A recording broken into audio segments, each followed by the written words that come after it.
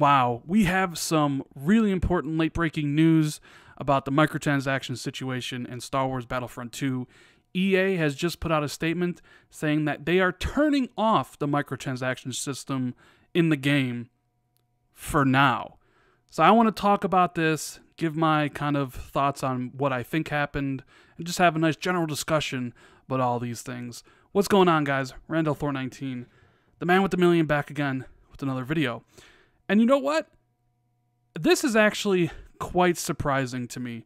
I know EA and Star Wars and DICE, they've been taking a lot of heat recently, and rightfully so.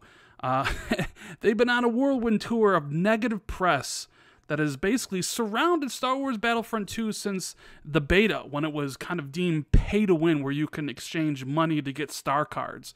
You know, they've tried to come out and control the message here and there by saying, we're going to fix the credit limits that you get, but it kind of blew up in their faces recently. You know, they cut the costs of the heroes like Luke Skywalker and Darth Vader. Originally, they were like 60,000 credits. They cut them down to 15 and say, hey, we're listening to you. But then they also cut their cost of the rewards from the campaign by 75%. So it's like one step forward, two steps back. Then they had the most downvoted Reddit post ever about their statement on the microtransaction situation. And Reddit just kind of got together and kind of compared Star Wars to gambling, right? And today the game launches, like, officially, even though I've been playing it early because I bought the $80 version because I really wanted to get my hands on the campaign. And I even played some of the multiplayer. I probably got a good 5 hours in the multiplayer. It's fun, but there are some issues, especially when it comes to progression. Well, here we have an update about the whole situation from Oscar Gabrielson, the GM of DICE, and I wanted to show this to you guys. So he goes on to say to thank you to everybody in your community for being the passionate fans that you are. Our goal has always been to create the best possible game for all of you, devoted Star Wars fans and game players alike. He goes on to say, but as we approach the worldwide launch, it is clear that many of you feel there are still challenges in the design. We've heard the concerns about the potentially giving players unfair advantages. Hell, I said that in my first video about the beta. And we've also heard that this is overshadowing an otherwise great game. This is true. I mean, how many reviews have you guys read that have talked about the mechanics of the game and how it is, but then also has to talk about the economy and the loot crates and everything in it, right? So it is overshadowing the game proper. He said, this was never our intention. Sorry we didn't get this right. We hear you loud and clear, so we're turning off all in-game purchases. We will now spend more time listening, adjusting, balancing, and tuning. This means that the option to purchase crystals in the game now is offline, and all progression will be earned through gameplay. The ability to purchase crystals in-game will become available at a later date, only after we've made changes to the game. We'll share more details as we work through this. We've created a game that is built on your input and will continue to evolve and grow. So there you guys can see the statement from DICE and EA themselves. It's completely off, but it's going to come back at some point. Maybe come back a few months down the road when people have forgotten about all this stuff. And this is, well, it's not unprecedented, but it is surprising.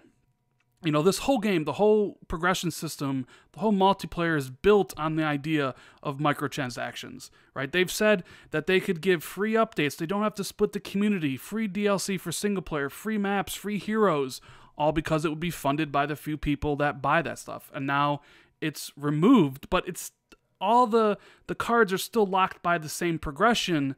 So I guess everybody's on equal footing, even though it's an RNG loot. Now you might be wondering, what happened? Why did they remove this option? Because just the other day, just on Wednesday, they had an Ask Me Anything on Reddit.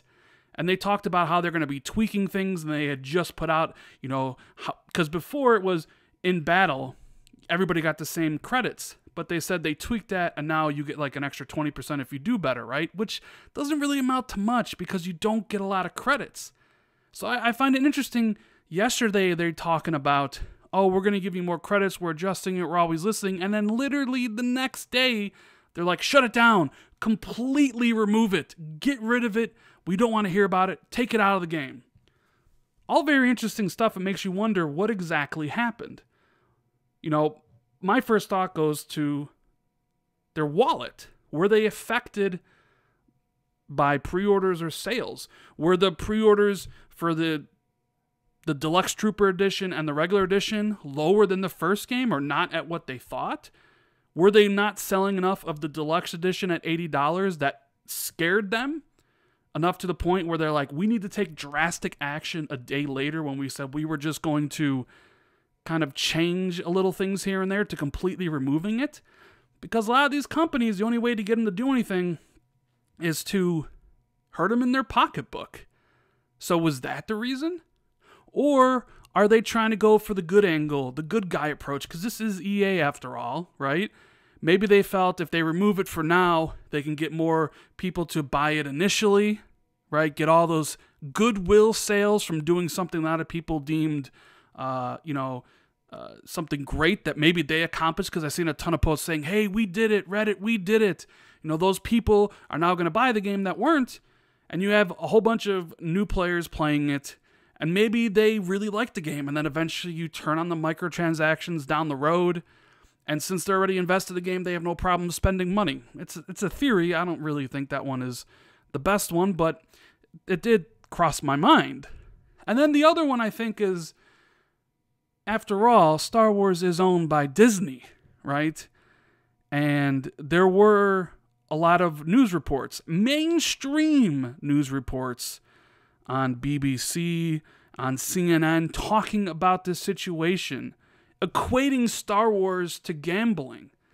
Maybe that got all the way back to Disney, and we all know Disney is extremely protective of their brand. Extremely protective of their brand. So did they catch wind of this and just say, hey, you need to fix this now? I mean, we don't know the details of their business deals, but I can't imagine Disney and wanting to see any negative coverage of Star Wars in any medium for any of their products. So the fact that Star Wars is being compared to gambling probably didn't make Disney happy. So I'm wondering if they might have put in the phone call and be like, yo, do something about this. We don't care. We can't have Star Wars and gambling linked in people's minds when we have Star Wars Episode 8 coming out in a month. This was supposed to be the start of the big build-up to the new film. Get rid of this for now. Make it go away. I mean, it's entirely possible, and I could see that happening. But like I said, we don't know the structure of their deal with EA, so maybe they had no say, whatever. Maybe EA was the one who's like, we need to change this because it's going to hurt. And I have seen people celebrate this in forums on Twitter saying, our voices were heard. We did this. And that's right. You always have to make your voice heard, because everybody complained, voiced their opinion saying, hey, I want to play the game, but I'm not a fan of microtransactions. I'm not going to buy it, right? And all those voices in unison eventually got up to the heads of EA, and they made this change. They're like, hey, we've heard you. We're going to do this, right? I liken it to the situation with the Xbox back in 2013. They were all about the new DRM plan that they were doing, the always online console. Connect had to be on, right? And people complained. And in both cases, the Star Wars one and the Xbox one from 2013, you had game journalists and prominent members of forums saying, stop complaining. Just take it the way it is. You're never going to change anything. Your voice means nothing. Both times I've seen this happen on the forums I visit and on Twitter. People were like, oh, you're complaining about this? You're pathetic. Just take it from these huge companies. Well, in both cases, they did a 180. Xbox got rid of the DRM. They got rid of the Kinect. They got rid of the always online. And it's a better system for it. Now Star Wars, EA, they're listening. They've completely stripped microtransactions out of the game.